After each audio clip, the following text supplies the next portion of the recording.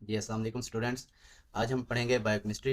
Biochemistry का पहला lecture, इसका नाम है इंट्रोडक्शन ऑफ बायोकेमिस्ट्री। तो स्टूडेंट्स, बायोकेमिस्ट्री का नाम सुनकर अक्सर स्टूडेंट परेशान हो जाते हैं कि ये बायो है या केमिस्ट्री है। तो आपने परेशान नहीं होना, ये बायोकेमिस्ट्री यानी दोनों का कम्बिनेशन है।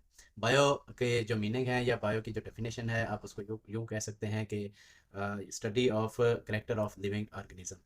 जबकि इसका जो दूसरा हाफ है केमिस्ट्री, उसका आप कह सकते हैं कि स्टडी ऑफ केमिकल कंपाउंड और रिएक्शंस। तो इन दोनों को जो मजमुआ है उसको बायोकेमिस्ट्री कहते हैं। बायोकेमिस्ट्री का मतलब ये है कि लिविंग ऑर्गेनिजम्स के अंदर जितने भी रिएक्शंस या केमिकल कंपाउंड या केमिकल रिएक्शंस हो रहे हैं, उनकी स्टडी को हम बायोकेमिस्ट्री कहते हैं। अब इसकी डेफिनेशन पढ़ लेते हैं। इसकी डेफिनेशन में biochemistry is a study of chemical process or reactions and chemical compounds or substances that occur within living organism. अच्छा, अब ये जो सवाल बनता है कि ये जो रिएक्शंस हैं ये कहाँ पर हो रहे हैं। तो इन रिएक्शंस को मेटाबॉलिज्म कहा जाता है। मेटाबॉलिज्म में क्या होता है? All chemical reaction with in the body of living organism.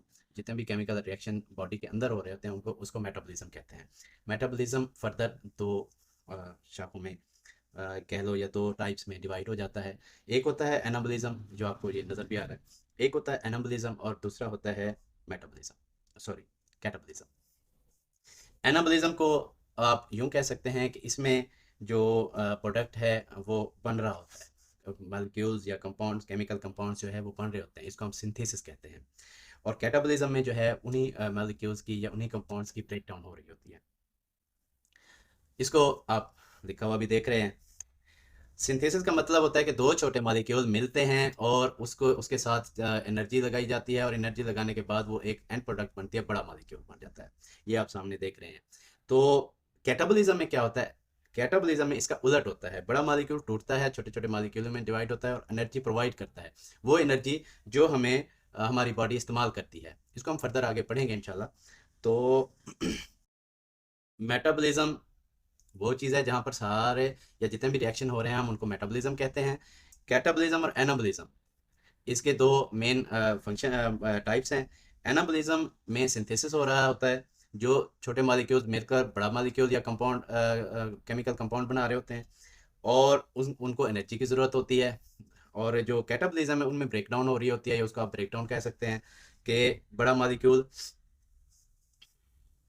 और जो है टूटता है तो छोटे मॉलिक्यूल में डिवाइड हो जाता है और एनर्जी प्रोवाइड करता है। अब हम ये देखेंगे कि केमिकल कंपाउंड जो हैं, जो हमारे मॉलिक्यूल्स बनते हैं, वो उनकी नेचर क्या होती है। केमिकल कंपाउंड भी दो टाइप के होते हैं, जिनको ऑर्गेनिक और इनऑर्गेनिक कहा जाता है, जो आप देख भी रहे हैं। इनऑर्गेनिक और ऑर्गेनिक कंपाउंड जो है ये दो टाइप के होते हैं। ऑर्गेनिक कंपाउंड का मतलब होता है कि इनमें कार्बन और हाइड्रोजन एक रेशो में पाए जाते हैं। इसकी एग्जांपल साथ मैंने लिखी हुई है शुगर की, जो C6H12 और O6 है। लेकिन पहले हम इसको समझते हैं कि ऑर्गेनिक में कार्बन और हाइड्रोजन लाजमी होगा ऑर्गेनिक कंपाउंड में, ठीक है। और इनऑर्गेनिक कंपाउंड में जो है वो कार्बन कंपाउंड अलग से होंगे और हाइड्रोजन कंपाउंड अलग से होंगे, एक ही मॉलिक्यूल में नहीं होंगे। जैसे मिसाल दी हुई है कार्बन डाइऑक्साइड की और वाटर की। तो अब हम देखते हैं कि ऑर्गेनिक भी बॉडी के अंदर के पाए जाते हैं, और इनऑर्गेनिक कंपाउंड भी और ऑर्गेनिक कंपाउंड भी बॉडी के अंदर, हमारे जिस्म के या लिविंग ऑर्गेनिज्म के अंदर पाए जाते हैं। अब हम डिस्कस करते हैं कि ये जो केमिकल कंपाउंड्स या मॉलिक्यूल्स होते हैं, ये फर्दर दो जो सब टाइप्स में डिवाइड हो जाते हैं। इनको माइक्रो मॉलिक्यूल्स और मैक्रो मॉलिक्यूल्स कहा जाता है। माइक्रो का मतलब होता है छोटा, ना नज़र आने वाला, जो माइक्रोस्कोप या खुर्दबीन में नज़र आ सकता है वैसे नज़र नहीं आता। और मैक्रो का मतलब होता है कि नज़र आने वाला, ठीक है, बड़ा मॉलिक्यूल। माइक्रो मॉलिक्यूल में जो है इनकी जो यहाँ पे बायोकेमिस्ट्री में जो इनकी जो डिवीजन हुई हुई है, उसके मुताबिक ये है कि जो हैविंग लेस मॉलिक्यूलर वेट, ये वेट के ऊपर होती है। जिनका वेट मॉलिक्यूलर वेट कम होता है वो माइक्रो मॉलिक्यूल होते हैं, और जिनका मैक्सिमम मॉलिक्यूलर वेट होता है या ज़्यादा मास रखते हैं उनको मैक्रो मॉलिक्यूल कहा जाता है। तो माइक्रो मॉलिक्यूल में जो लेस मॉलिक्यूलर वेट रखते हैं, जिनका मॉलिक्यूलर वेट कम होता है, उसको हम माइक्रो मॉलिक्यूल कहते हैं, जिसमें कार्बन डाइऑक्साइड की एग्जांपल कोट की गई है और वाटर की एग्जांपल कोट की गई है। जबकि मैक्रो में पॉलीसेकेराइड आते हैं और प्रोटीन आते हैं। हम पॉलीसेकेराइड आगे फर्दर अगले लेक्चर में, कार्बोहाइड्रेट्स के लेक्चर में पढ़ेंगे, और प्रोटीन शायद लिपिड के बाद हमारा एक पूरा टॉपिक आएगा जिसमें 5-6 लेक्चर शायद बनेंगे। तो अब आपको उम्मीद है समझ आ गई होगी कि बायोकेमिस्ट्री जो क्या चीज़ है। ठीक है, इसको हमने इसका एक ओवरव्यू ले लेते हैं कि बायोकेमिस्ट्री जो है ये साइंस की एक ऐसी ब्रांच है, या इसको कह लेते हैं कि इंट्रोडक्शन ऑफ बायोकेमिस्ट्री लेक्चर में हमने ये देखा कि बायो का मतलब होता है study of character of living organism, जबकि केमिस्ट्री का मतलब होता है स्टडी ऑफ केमिकल कंपाउंड और केमिकल रिएक्शंस। ठीक है, फिर हमने ये देखा कि ये केमिकल कंपाउंड या केमिकल रिएक्शन कहाँ हो रहे होते हैं, कहाँ बन रहे होते हैं। तो उसके लिए जो टर्म यूज़ होती है मेडिकल में, या सॉरी बायोकेमिस्ट्री में, उसका नाम है मेटाबॉलिज्म। मेटाबॉलिज्म में फर्दर दो डिवीजन्स हो जाती हैं, दो टाइप्स होती हैं मेटाबॉलिज्म की। एक एनाबॉलिज्म है, या आप साथ देख भी रहे हैं। एक का एनाबॉलिज्म है जिसको सिंथेसिस कहते हैं, जिसमें कोई बड़ा मॉलिक्यूल बनता है छोटे छोटे मॉलिक्यूल और एनर्जी मिलाकर।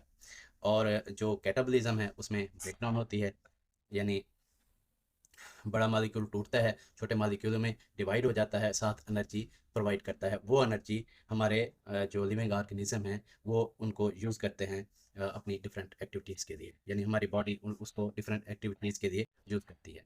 फिर हमने नेचर ऑफ केमिकल कंपाउंड्स देखी। केमिकल कंपाउंड्स दो टाइप के होते हैं, ऑर्गेनिक और इनऑर्गेनिक। ऑर्गेनिक के लिए लाजमी बात है, लाजमी याद रखना है, ऑर्गेनिक कंपाउंड वो होते हैं जिनमें कार्बन और हाइड्रोजन एक ही मॉलिक्यूल में पाए जाते हैं। ठीक है, और यहाँ पे हमने शुगर के मॉलिक्यूल की एग्जांपल कोड की है।